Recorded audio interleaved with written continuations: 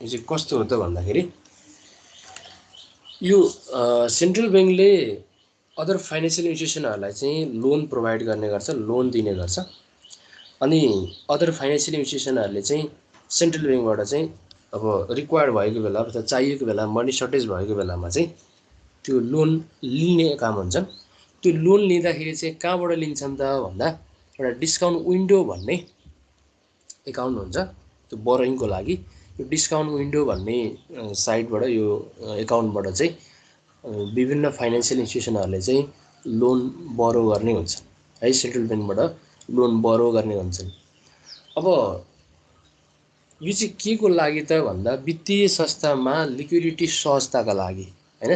जस्तै कुनै पनि वित्तीय संस्थामा लिक्विडिटी इनफ छ भने त त्यो वित्तीय संस्थाले सेन्ट्रल ब्याङ्कबाट यो डिस्काउन्ट विन्डोको थ्रु हुँदै लोन लिनुपर्ने आवश्यकता हुँदैन। तर जस्तै प्रोसेसहरू गर्दै गर्दा एक्टिभिटिजहरू रन गर्दै गर्दाखेरि कुनै पनि बखत वित्तीय संस्थालाई चाहिँ लिक्विडिटी अथवा वित्तीय संस्थालाई चाहिँ मनी निडेड भएको हुनसक्छ अथवा त्यसको चाहिँ एक प्रकारको डिपोजिट र रिजर्भ चाहिँ कम हुने गर्छ। त्यो बेलामा चाहिँ यो वित्तीय संस्थाले सेन्ट्रल ब्याङ्कबाट चाहिँ लोन लिने काम गर्छन् र लोन लिने भनेको तिनीहरू चाहिँ डिस्काउन्ट विन्डोको थ्रुबाट चाहिँ बोरो गर्ने हुन्छ। र त्यो पहिला बोरो गरेको एमाउन्टलाई पेमेन्ट गर्ने थ्रो भनेको पनि त्यही डिस्काउन्ट विन्डोबाटै हो। यो चाहिँ एकरूपता ल्याउनको लागि नै डिस्काउन्ट विन्डोबाट सम्पूर्ण वित्तीय संस्थाले चाहिँ लोन लिने काम गर्छ। अब यसरी लोन लिँदा के हुन्छ हेर्नु है त, त्यो लोनको एउटा चाहिँ रेट हुन्छ लोन लिएको, त्यो लोनको रेटलाई नै डिस्काउन्ट रेट अथवा त्यसलाई नै अर्को वर्डमा इन्ट्रेस्ट रेट भनिएको। अब डिस्काउन्ट रेट चाहिँ बढी लगाइदियो सेन्ट्रल ब्याङ्कले, डिस्काउन्ट रेट बढाइदियो। अब हेर्नु त, rising discount rate discourage to borrow loan. Discount rate बढ्न साथ अथवा डिस्काउन्ट रेट भन्नु न अहिले यहाँ इन्ट्रेस्ट रेट भयो, इन्ट्रेस्ट रेट बढ्न साथ त्यो वित्तीय संस्थाले चाहिँ लोन बोरो गर्नको लागि डिस्करेजमेन्ट हुन्छ भनेको त्यति उत्साहित हुँदैन। भनेको धेरै चाहिँ इन्ट्रेस्ट रेटमा चाहिँ लाग्ने चार्ज हैन, डिस्काउन्ट रेटमा लाग्ने चार्ज चाहिँ धेरै भयो भने लोन बोरो गर्नको लागि चाहिँ यो वित्तीय संस्थाहरू चाहिँ के हुँदैनन् त भन्दाखेरि इन्ट्रेस्टेड हुँदैनन् हैन, इन्करेज हुँदैनन्, तिनीहरू चाहिँ डिस्करेज हुन्छन्। अनि भाइस वर्सा भनेको जब फलिङ डिस्काउन्ट रेट, घट्दो डिस्काउन्ट रेट छ भने चाहिँ वित्तीय संस्थाले के गर्छन् त भन्दा त्यो डिस्काउन्ट विन्डोबाट चाहिँ लोन लिनको लागि चाहिँ इन्करेज हुन्छ है। अब यो त हाम्रो जता पनि लागु हुन्छ, इन्ट्रेस्ट रेट बढी हुन साथ लोन लिने त यो कहाँ पनि हुन्छ त भन्दा ब्याङ्किङ सिस्टममा पनि हुन्छ। ब्याङ्कमा चाहिँ इन्ट्रेस्ट रेट धेरै छ भने अहिले चाहिँ मान्छेहरू अथवा व्यवसायहरूले चाहिँ त्यहाँबाट लोन लिनको लागि त्यति इन्करेज हुँदैनन्, उनीहरू चाहिँ डिस्करेज हुन्छन्। त्यसै गरी इन्ट्रेस्ट रेट चाहिँ कम हुन साथ तिनीहरू चाहिँ के हुन्छ त भन्दा लोन लिनको लागि चाहिँ एकदमै चाहिँ मोटिभेटेड भएर लागिपरेका हुन्छन्। अब यो टुल्सले कसरी चाहिँ मोनिटरी टुल्सको रूपमा युज भयो त अब तपाईँहरूले पनि विचार गर्न सक्नुहुन्छ। जब सेन्ट्रल ब्याङ्कले डिस्काउन्ट रेट बढाउँछ त्यसपछि ब्याङ्क एन्ड फाइनेन्सियल इन्स्टिट्युसनले पनि डिस्काउन्ट रेट अथवा लोन रेट बढाइदिन्छन्। लोन रेट बढाइसके पछाडि यता मार्केटमा उसले लोन प्रोभाइड गर्ने अदर अर्गनाइजेसन अथवा इन्डिभिजुअल पब्लिकले के गर्छन् त भन्दा लोन लिएर चाहिँ इन्भेस्टमेन्ट गर्ने काम चाहिँ कम हुन्छ अथवा तिनीहरू चाहिँ डिस्करेज हुन्छ हैन। भनेपछि एक प्रकारको मनीलाई कन्ट्रोल गर्ने टुल्सको रूपमा पनि यो डिस्काउन्ट रेटले काम गर्छ। हायर डिस्काउन्ट रेट र lower discount rate. Lower discount rate अब सेन्ट्रल ब्याङ्कले त्यस्तो बेलामा चाहिँ डिक्लेयर गर्छ जुन बेलामा होल इकोनोमीमा नै इन्भेस्टमेन्ट गर्ने चाहिँ कुनै पनि एरियाहरू हुँदैनन् र बिस्तारै रिसेसनको स्थिति पुग्ला जस्तो हुन्छ भने त्यस्तो अवस्थामा चाहिँ सेन्ट्रल ब्याङ्कले पनि के गर्छन् त भन्दा लोन रेटलाई चाहिँ कम गराइदिन्छ र सेन्ट्रल ब्याङ्कले लोन रेटलाई कम गराइदिन साथ अथवा इन्ट्रेस्ट रेट कम गराउन साथ अदर फाइनेन्सियल इन्स्टिट्युसनले पनि कम गराउनु पर्ने हुन्छ र यसरी मनीको सप्लाई चाहिँ बढ्ने काम हुन्छ। हायर डिस्काउन्ट रेट भयो भने मनी सप्लाई अब सङ्कुचन हुँदै जान्छ, कम हुँदै जान्छ। लोवर डिस्काउन्ट रेट भयो भने मनी फेरि के हुन्छ त भन्दा एक्सपान्सन हुँदै जान्छ अथवा मनीको चाहिँ एक प्रकारको चाहिँ सप्लाई बढ्ने काम जारी हुन्छ। जस्तै एउटा इक्जाम्पल दिनु पर्दाखेरि अहिले हामी प्रिभियस इयर र अहिलेको यो दिस इयर पनि यो कोभिडको पेन्डेमिक टाइममा छौँ र धेरै कतिपय चाहिँ इन्भेस्टमेन्टहरू अथवा वित्तीय संस्थाहरूले गर्ने लगानीका एरियाहरू लगानी गर्ने चाहिँ सेक्टरहरू चाहिँ के छन् त भन्दाखेरि अहिले सङ्कुचित भएका छन्। लगानी गर्ने स्पेसहरू चाहिँ कम हुँदैछन् तर इन्भेस्टमेन्ट चाहिँ बढिराखेको छ। त्यो बेलामा चाहिँ पिपुलहरूलाई चाहिँ अथवा पर्सनहरूलाई चाहिँ मनीको सर्टेज नहोस् भनेर अहिले चाहिँ सम्पूर्ण वित्तीय संस्थाहरूले पनि यो लोन रेट अथवा इन्ट्रेस्ट रेट चाहिँ के गरेका छन् त भन्दा कम गरेका छन्। अब यसले के गर्नको लागि त भन्दा इकोनोमीमा चाहिँ इकोनोमिक कन्डिसनलाई चाहिँ स्टेबल गर्नको लागि नै यस्तो कन्डिसनमा चाहिँ इन्ट्रेस्ट रेटलाई कम गर्ने गर्छ हैन। अलिकति एकदम इकोनोमी बुम भएको बेलामा चाहिँ के गरेको हुन्छ, त्यो डिस्काउन्ट रेट चाहिँ हायर चार्ज गरेको हुन्छ सेन्ट्रल ब्याङ्कले। हो यो पनि एउटा त के भयो भने एक प्रकारको मोनेटरी टुल्सको रूपमा नै आयो हैन, जसले गर्दाखेरि हामी सिम्पल पर्सनलाई पनि एक प्रकारको के पर्छ त भन्दा ब्याज दर चाहिँ बढी भयो भने हामी लोन लिनको लागि चाहिँ इन्करेज हुँदैनौँ, अनि ब्याज रेट अथवा इन्ट्रेस्ट रेट कम छ भने त्यसमा चाहिँ हामी लोन लिनको लागि एकदम करेज हुन्छ क्या, एकदम मोटिभेटेड भयो हामी चाहिँ लोन लिन्छौँ। हो यो कुराले पनि के गरेको हुन्छ त भन्दाखेरि एक प्रकारको मनी सप्लाईलाई चाहिँ सङ्कुचन गर्ने कि अथवा एक्सपान्सन गर्ने भन्ने कुराको चाहिँ त्यो इन्ट्रेस्ट रेटले पनि डिटरमाइन गर्ने गर्छ है त। अब यो लोन दिने कन्डिसनमा मात्रै पनि भएन, यो राष्ट्र ब्याङ्कले के पनि गर्छ त भन्दा अर्को यो डिस्काउन्ट लोनहरू एक्सेप्ट गर्ने गर्छन्। जस्तै प्रोमिसरी नोट र बिल अफ एक्सचेन्जहरू चाहिँ दुई पार्टीमा साइन हुने गर्छ, अथवा टु पार्टिजले चाहिँ एक्सेप्ट हुने र त्यो टु पार्टिजबाट नै साइन भएर चाहिँ एउटा फिक्स डेटमा पेमेन्ट गर्ने भनेर चाहिँ यो प्रोमिसरी नोट अथवा बिल्स अफ एक्सचेन्जमा चाहिँ कन्ट्र्याक्ट गरिएको हुन्छ, एक प्रकारको चाहिँ एग्रिमेन्ट गरेको हुन्छ। हो अब त्यसलाई पनि एक्सेप्ट गर्ने काम कसले गर्छ त, नेपाल राष्ट्र ब्याङ्कले पनि गर्छ हैन। त्यस्ता चाहिँ मनी मार्केट इन्स्ट्रुमेन्ट भन्छौँ त्यसलाई हामी। हो त्यस्ता चाहिँ मनी मार्केट इन्स्ट्रुमेन्टलाई पनि राष्ट्र ब्याङ्कले के गर्छ त भन्दा त्यसलाई एक्सेप्ट गर्छ, त्यो पनि केमा त भन्दा डिस्काउन्ट रेटमा है, डिस्काउन्ट रेटमा। हो यसरी चाहिँ डिस्काउन्ट रेट अथवा इन्ट्रेस्ट रेट भनेको एउटा यस्तो फ्याक्टर पनि हो जसले गर्दाखेरि जुन फ्याक्टरलाई राष्ट्र ब्याङ्कले चाहिँ एउटा टुल्सको रूपमा लिन्छ र त्यसलाई इन्क्रिज गर्ने र डिक्रिज गर्ने भनेको त्यो मनी सप्लाईको कन्डिसनलाई हेरेर हो है त। अब एउटा इक्जाम्पल हेरौँ। For example Nepal Rastra bank makes discount loan of 100 million to civil bank limited. अब नेपाल राष्ट्र ब्याङ्कले चाहिँ डिस्काउन्ट लोन 100 मिलियन चाहिँ यो कसलाई प्रोभाइड गर्दैछ त अहिले भन्दा सिभिल ब्याङ्कलाई गर्दैछ। अब होल ब्याङ्किङ सिस्टममा हेरौँ है त, होल ब्याङ्किङ सिस्टममा यदि अब सेन्ट्रल यो सिभिल ब्याङ्कले चाहिँ 100 मिलियन चाहिँ अब डिस्काउन्ट लोन, अब डिस्काउन्ट विन्डोबाटै लिने हो, डिस्काउन्ट विन्डोबाट चाहिँ 100 मिलियन चाहिँ अब डिस्काउन्ट लोन लियो भने के हुन्छ त भन्दा ब्याङ्कको रिजर्भ पनि बढ्ने हो र डिस्काउन्ट लोन चाहिँ त्यो पनि बढ्ने हो। अब यो ल्याबरेजको थ्रुमा देख्यो, अब 100 मिलियन लिएर आइसके पछाडि त्यसलाई त के गर्नु पऱ्यो, पेमेन्ट गर्नु पऱ्यो, त्यही भएर ल्याबरेटिज बढायो र ब्याङ्किङ सिस्टममा चाहिँ मनी कलेक्सन हुनसाथ अथवा लोन लिनसाथ रिजर्भ पनि के हुन्छ त भन्दा बढ्ने हुन्छ, रिजर्भ पनि बढ्ने भयो। अब ब्याङ्किङ सिस्टममा रिजर्भ बढ्नु भनेको नै के हो त भन्दा मनी सप्लाई हायर हुनु हो कि हैन, मनी सप्लाई हाई हुनु हो है, त्यो कुरा पनि बुझ्नु पर्यो। अब त्यसै गरी अब सेन्ट्रल ब्याङ्कको एकाउन्टमा है, सेन्ट्रल ब्याङ्कको एकाउन्टमा चाहिँ हेर्नुहोस् है त, एसेट्समा डिस्काउन्ट लोन 100 मिलियन नै बढ्ने भयो र रिजर्भमा चाहिँ 100 मिलियन नै बढ्ने भयो। अब ब्याङ्किङ सिस्टममा रिजर्भ बढ्न साथ यो सेन्ट्रल ब्याङ्कको पनि रिजर्भ बढ्ने नै हाल्छ र जस्ट अपोजिट ट्रान्जेक्सन हुन्छ कि सेन्ट्रल ब्याङ्कको र ब्याङ्किङ सिस्टमको है, जस्ट अपोजिट ट्रान्जेक्सन हुन्छन् र यो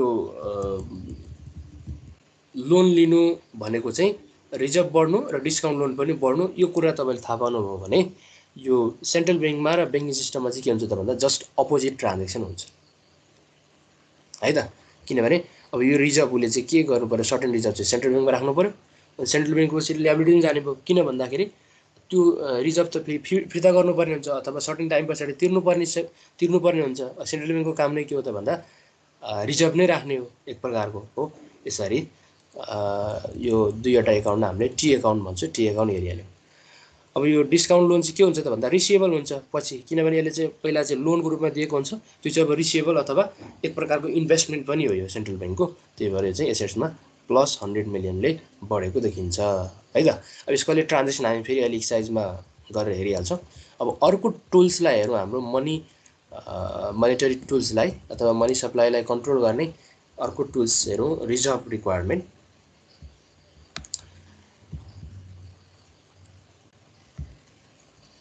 अब यो रिजर्भ राख्ने चाहिँ के छ त भन्दा एक प्रकारको चाहिँ यो कम्पल्सन पनि छ हैन। Deposit of bank at central bank and currency and coin of vault of the central bank. Reserve भनेको चाहिँ के हो त भन्दा जति सेन्ट्रल ब्याङ्कको भल्टमा चाहिँ करेन्सी र कोइन छ त्यसलाई पनि इन्डिकेट गर्ने हो रिजर्भले। सेन्ट्रल ब्याङ्कको भल्टमा कति चाहिँ अब करेन्सी र कोइन छ त्यसलाई पनि रिजर्भको रूपमा देखाउँछ। र डिपोजिट अफ ब्याङ्कको डिपोजिट पनि रिजर्भको रूपमा सेन्ट्रल ब्याङ्कको भल्टमा यो सेन्ट्रल ब्याङ्कको एकाउन्टमा देखिन्छ। हेर्नु त रिजर्भले के देखाउने छ भन्दा सेन्ट्रल ब्याङ्कको रिजर्भले ब्याङ्कहरूको डिपोजिट र सेन्ट्रल ब्याङ्कको भल्टमा भएको करेन्सी र कोइनलाई चाहिँ इन्डिकेट गर्ने हो रिजर्भले है त। अब ब्याङ्कको डिपोजिटको बारेमा कुरा गरौँ। ब्याङ्कको डिपोजिटको बारेमा reserve requirement of commercial bank is 4% हो। त कमर्सियल ब्याङ्कको 4% चाहिँ रिजर्भ कहाँ राख्नु पर्यो त भन्दाखेरि सेन्ट्रल ब्याङ्कमा अनिवार्य डिपोजिट गर्नुपर्ने हुन्छ हैन। जस्तै यसको एउटा इक्जाम्पल हेर्नु पर्दाखेरि जस्तै कुनै पनि ब्याङ्कले हैन, कुनै पनि ब्याङ्कले चाहिँ 100 मिलियन डिपोजिट राखेको छ। हेर है त, कुनै पनि ब्याङ्कले 100 मिलियन डिपोजिट राखेको छ र 100 मिलियन चाहिँ डिपोजिट राखेको छ भने अब उसले कति पर्सेन्ट चाहिँ सेन्ट्रल ब्याङ्कमा चाहिँ रिजर्भ राख्नुपर्छ त भन्दा 100 मिलियन इन्टु 0.04 भनेको 4% चाहिँ रिजर्भ राख्नुपर्ने हुन्छ। त 100 मिलियनको 0.04 मा गर्दा जति आउँछ त्यो एमाउन्ट चाहिँ के गर्नु पर्यो त भन्दा सेन्ट्रल ब्याङ्कमा चाहिँ कमर्सियल ब्याङ्कले रिजर्भको रूपमा एउटा डिपोजिट राख्नु पर्यो भनौँ न। डिपोजिट अथवा रिजर्भको रूपमा चाहिँ रिक्वायर्ड रिजर्भको रूपमा चाहिँ 4 मिलियन यो 4% चाहिँ राख्नुपर्ने हुन्छ है। यो 100 मिलियनको 4% कति हुन्छ अनि त्यो चाहिँ राख्नुपर्ने हुन्छ है त। यो चाहिँ एउटा के भयो त भन्दा यो चाहिँ एउटा रुल्स नै भयो। जति चाहिँ डिपोजिट कलेक्सन गरेको छ कमर्सियल ब्याङ्कले हैन अथवा अदर डिपोजिटरी फाइनेन्सियल इन्स्टिट्युसनले भनौँ न, डिपोजिटरी फाइनेन्सियल इन्स्टिट्युसनले जति चाहिँ कलेक्सन भएको छ त्यसमा कमर्सियल ब्याङ्क पनि भयो। त्यो कमर्सियल ब्याङ्कले चाहिँ अनिवार्य 4% चाहिँ डिपोजिट राख्नुपर्ने यो प्रावधान छ है। र रिजर्भ भन्दा छ तपाईँले बुझिहाल्नु भयो, ब्याङ्कहरूको डिपोजिट र सेन्ट्रल ब्याङ्कको भल्टमा भएको करेन्सी र कोइन दुवैलाई चाहिँ रिजर्भ भनेर हामीले बुझ्नु पर्यो। अब हेरौँ, अब ब्याङ्क एन्ड वित्तीय संस्थाले एक प्रकारको रिजर्भ त राखेकै हुन्छ उनीहरूले। रिजर्भ हैन, हामीले त्यो ब्यालेन्स सिटमा पनि देख्न सक्छौँ।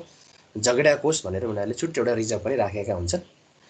अब त्यो राखेको रिजर्भ र चाहिने रिजर्भ, किनभने डिपोजिट त टाइम एन्ड अगेन चाहिँ अब बढ्ने घट्ने हुन्छ, कुनै वर्ष बढ्ने हुन्छ कुनै बेला घट्ने हुन्छ। त्यो बढ्ने घट्ने पनि इकोनोमिक कन्डिसनको कारणले पनि हुन्छ।